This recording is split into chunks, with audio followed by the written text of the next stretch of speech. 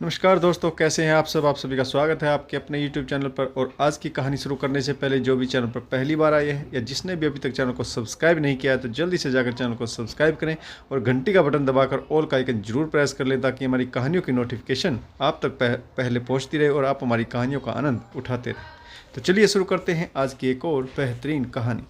हमदर्द होने के लिए जरूरी नहीं इंसान हम उम्र भी हो। मीना और सरिता, इनकी जोड़ी कुछ ऐसी ही थी।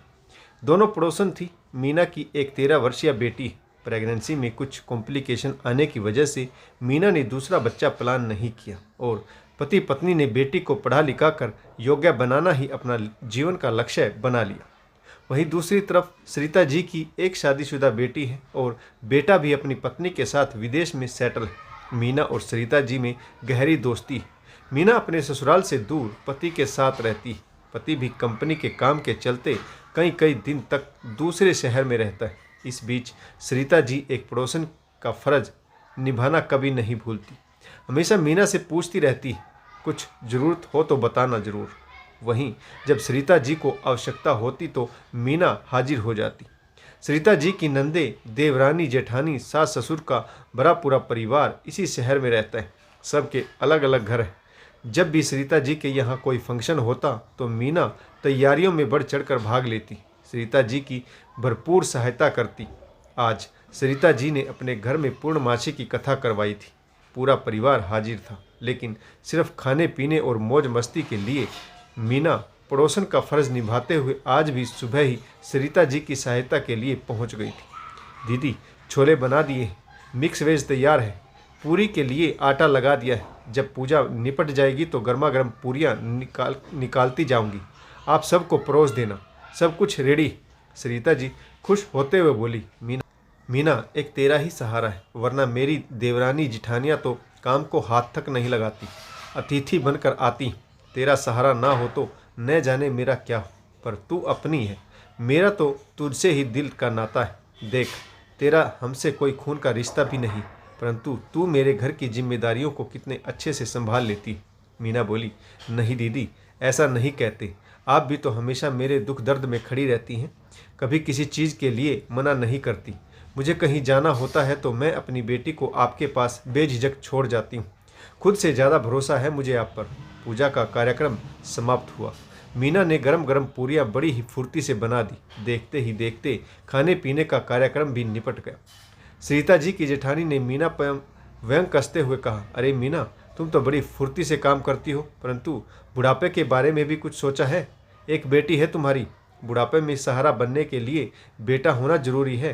भाई, मेरे तो 3 बेटे, बुढ़ापे में काम करने की जरूरत ही नहीं रहेगी। 3 बहुओं पर हुक्म चलाऊंगी। यह बात कह रही थी सरिता जी की बड़ी जेठानी, जो स्वयं 3 बेटों और एक बेटी की माँ है। उन्हें अपनी कोख पर बड़ा घमंड है। तभी सरिता की नंद बोली, अरे बुढ़ापे में बाजार से सब्जियां लाने, डॉक्टर को दिखाने आदि के लिए बेटों की जरूरत तो होती ही है। बेटियां भी कभी सहारा बनती हैं क्या? और पड़ोसियों के सहारे बुढ़ापा नहीं कटता। मीना ने जब यह सुना तो उसकी आंखें नम हो गई। वह अपने आप को संभालते हुए किचन में चली गई। तभी उसके पीछे पीछे सरिता जी भी किचन में पहुंची। उन्होंने भी अपनी जेठानी और नंद की ईर्ष्या भरे शब्द सुन लिए थे। सरिता जी की नंद जेठानी को खरी खरी सुनाना चाहती थी, लेकिन मीना ने मना कर दिया। उसने हाथ जोड़कर कहा, दीदी, यह आपके परिवार के लोग हैं, मेरी खातिर इनसे झगड़ा करने की ज़रूरत नहीं है। मैं आपसे हाथ जोड़ती हूँ। सारा काम इतने अच्छे से निपट गया है, अब बेवजह इन्हें कुछ कहकर अपना मूड खराब ना करें। इन लोगों की जैसी सोच है वही इनकी जुबान कह रही है। मैं अभी चलती हूँ, जब यह लोग यहाँ से चले जाएंगे तब आकर बाकी का काम निपटा दूंगी। आप परेशान मत होना। यह कहते हुए मीना नम आंखों से अपने घर चली गई। इसके कुछ दिनों बाद मीना के पति का ट्रांसफ़र दूसरे शहर में हो गया। सरिता जी से उसकी बातचीत होती रहती थी। दोनों के आपसी संबंध पहले की तरह मधुर थे। सरिता जी बुजुर्ग हो चली थी और वह अपने बेटे के पास विदेश चली गई, परंतु विदेश जाकर भी वह अपनी पक्की सहेली मीना को वीकेंड पर फ़ोन करना नहीं भूलती थी। वहीं दूसरी तरफ मीना की इकलौती बेटी डॉक्टरी की पढ़ाई कर रही थी। एक दिन मीना बाजार से घर लौट रही थी तो उनकी नज़र सरिता जी की जेठानी पर पड़ी। वह बहुत बुजुर्ग और कमज़ोर नज़र आ रही थी। दोनों हाथों में सब्जियों के थैले थे और एक छोटे बच्चे ने उनकी उंगली पकड़ रखी थी। मीना ने दिमाग पर जोर डालते हुए याद करने की कोशिश की। अरे, यह तो सरिता दीदी की जेठानी। मीना ने आगे बढ़कर उन्हें नमस्ते की। कहिए, पहचाना मुझे? मैं हूँ मीना। सरिता दीदी के यहाँ पर हम अक्सर मिलते थे। सरिता की जेठानी ने उसे पहचान लिया और नजरें झुका ली। उनकी दूरदर्शा देखकर ही लग रहा था कि वह 3 बेटों की माँ होकर कितनी सुखी। मीना ने पूछा, आप इस शहर में कैसे? तब उन्होंने बताया कि हम बुजुर्ग दंपति बेटी के साथ इसी शहर में रहते। मेरे 3 बेटों ने हमसे मुंह मोड़ लिया। छोटे बेटे ने छल कपट से सारी संपत्ति अपने नाम करवा ली। बड़े ने यह कहकर हमें अपने पास रखने से मना कर दिया कि हमने उनके लिए किया ही क्या है। सब कुछ तो छोटे बेटे के नाम कर दिया। मंझला बेटा विदेश चला गया। अब हमारी बेटी ही हमारा सहारा है। मैं बेटी के बच्चों की देखभाल करती हूँ। वह एक छोटे से स्कूल में टीचर की नौकरी करती है। आर्थिक रूप से बहुत अधिक संपन्न न होने के बावजूद भी इस बुढ़ापे में हमारी बेटी ही हमारा सहारा है। और सुनाओ मीना, तुम्हारी बेटी आजकल क्या कर रही?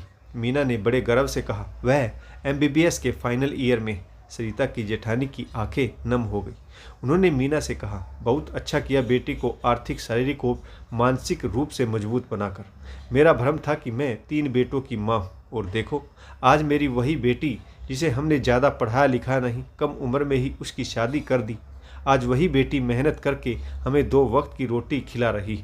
बेटे जिन पर हमने खूब पैसा लुटाया, पढ़ाया लिखाया, मोटी रकम कमाने लायक बनाया, आज वही हमसे पल्ला झाड़ गए। लेकिन तुम बहुत समझदार हो जो अपनी बेटी को इतना मजबूती से पाल पोस कर बड़ा किया।